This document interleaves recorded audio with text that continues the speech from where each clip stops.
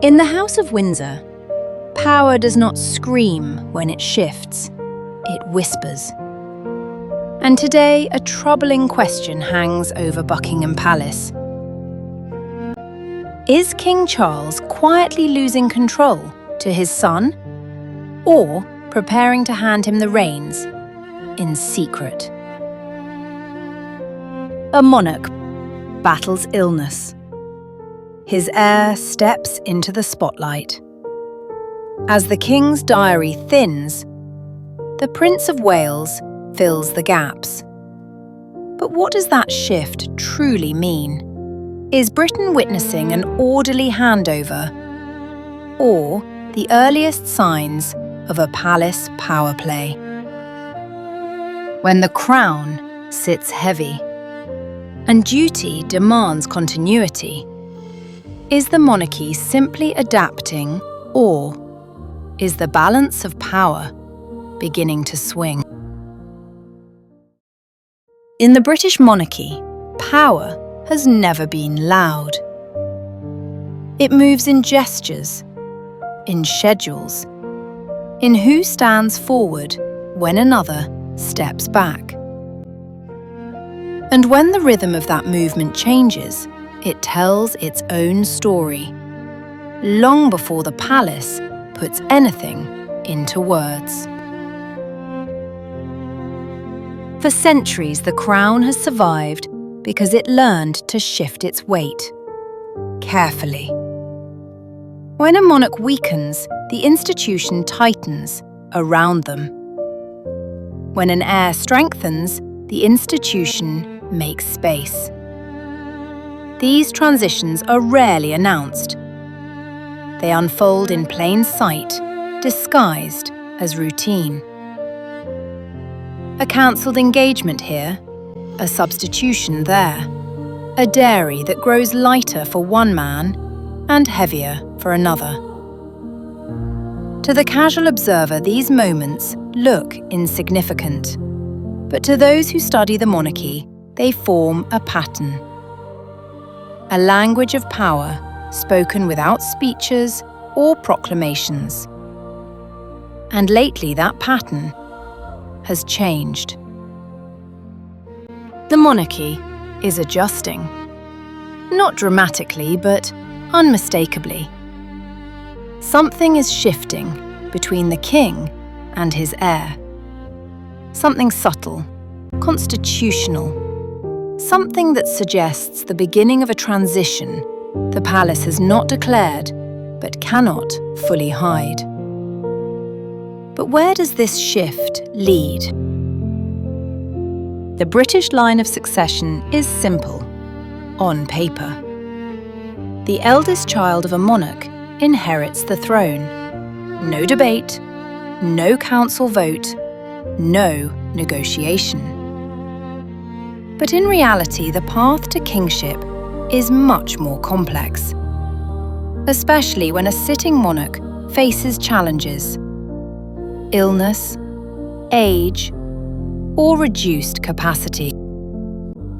Succession is automatic, but power is not. Power is exercised. Modern succession evolved through a long history, from medieval disputes to the Act of Settlement of 1701, ensuring a stable line through Protestant heirs. It was refined again in 2013 with the Succession to the Crown Act, ending male preference and setting a modern expectation. The crown must pass smoothly, predictably, respectfully. Yet in practice, the monarchy has relied on something more fragile: a monarch's physical ability to carry out duties. Appearances matter. Engagements matter. Presence represents power. Which leads us to the system designed for the moments a monarch cannot act. Regency is the constitutional life support system of the monarch. If a monarch becomes completely unable to carry out duties due to severe illness or incapacity, a regent is appointed to act in their name. The last time Britain faced this was during George III's decline, when his son ruled as Prince Regent for nearly a decade. That law remains today.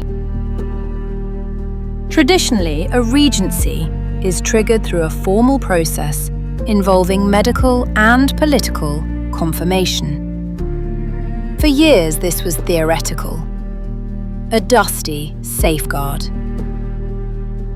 But in early 2024, it nearly became relevant. Because suddenly, Britain had a king diagnosed with cancer, a diagnosis that placed the monarchy on regency watch.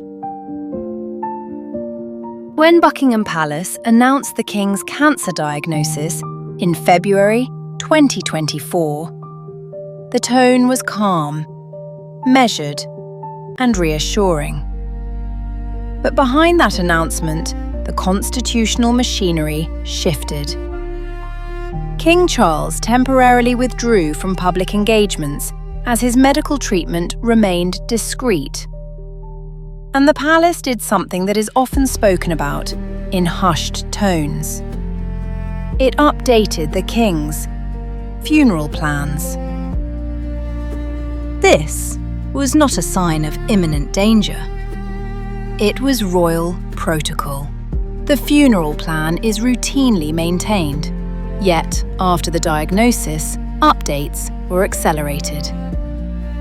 For the monarchy, this is not morbid. It is continuity. But still, such preparations raise a delicate question. If the king's health faltered, who would step forward, and in what capacity? The answer appeared almost immediately. King Charles entered his reign with a vision: a streamlined monarchy. Fewer working royals, value for money, a modern institution. But by 2024, reality collided with that vision.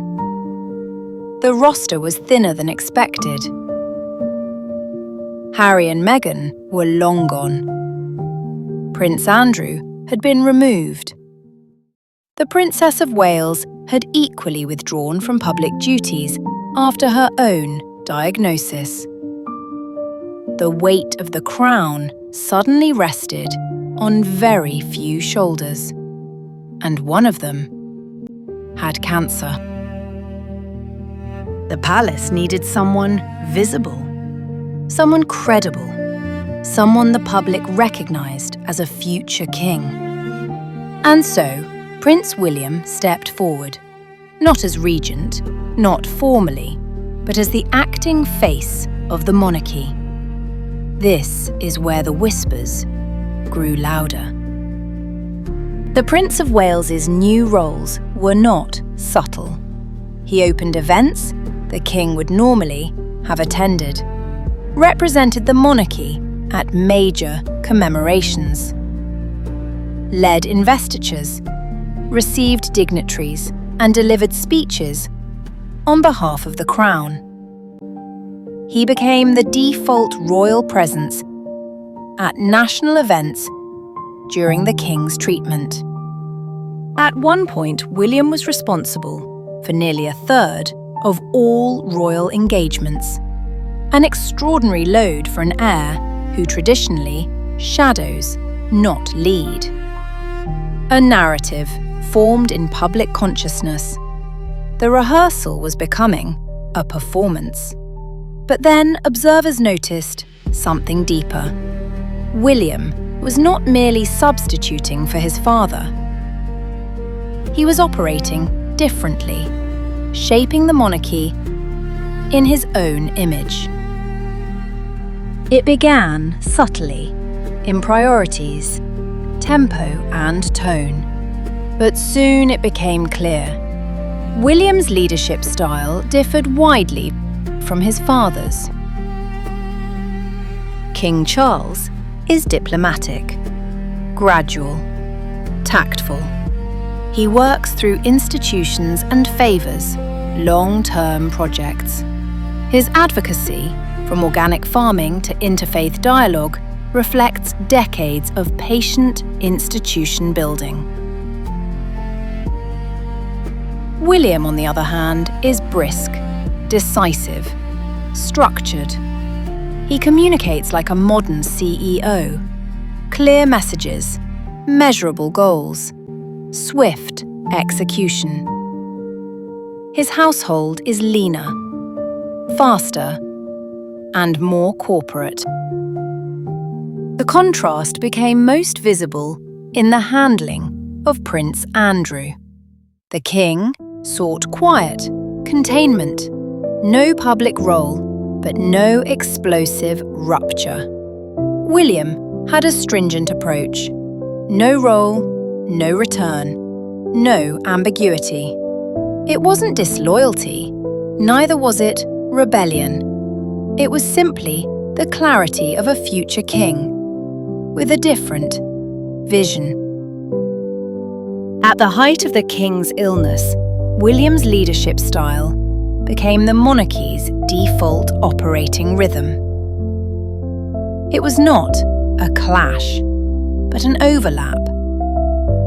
A moment where the present and future king briefly shaped the monarchy together, each in his own way.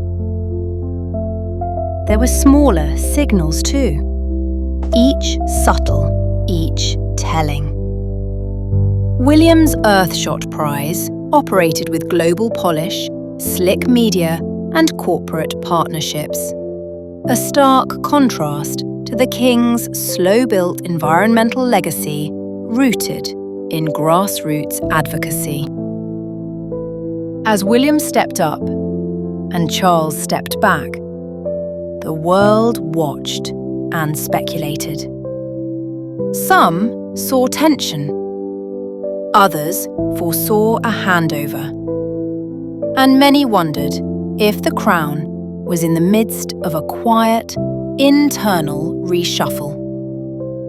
But the truth is both simpler and more revealing. The monarchy is built on continuity. Every heir eventually overlaps with the monarch, gradually absorbing responsibility long before coronation. Transition is often quiet before it becomes official. The difference now is visibility, heightened by illness, a slimmed-down roster, and constant public scrutiny. This is not conflict. It is consequence. There is no power struggle, not in the dramatic sense of a palace coup or competition for the throne, but is power shifting? Yes, quietly, naturally, constitutionally. It is the shift that comes when a monarch faces illness, when an heir carries the weight of future kingship, and when two leadership styles overlap, not as rivals, but as generations in transition. William is not taking power. He is receiving it, gradually, naturally, in the way heirs always have. Equally, King Charles is not losing power. He is sharing it. Out of necessity, prudence, and preparation. The whispers in the House of Windsor are not whispers of conflict. They are whispers of succession. A king fighting illness. A prince rising to the moment. A monarchy adapting.